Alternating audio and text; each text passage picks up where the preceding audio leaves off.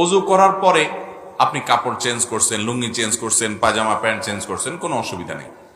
এতে যদি সতর খোলাও হয়ে যায় তার কারণে অজু ভঙ্গ হবে না, কারণ সতর উন্মুক্ত করা এটা অজু ভঙ্গের কারণের মধ্য থেকে একটা না, বিধায় এটা অজু ভঙ্গের কারণ হবে না। আমরা অনেক সময় মনে করি অজু করার পর হাঁটুর উপরে কাপড় উঠে গেলে অজু ভেঙে যাবে, এটা আমাদের ভুল ধারণা।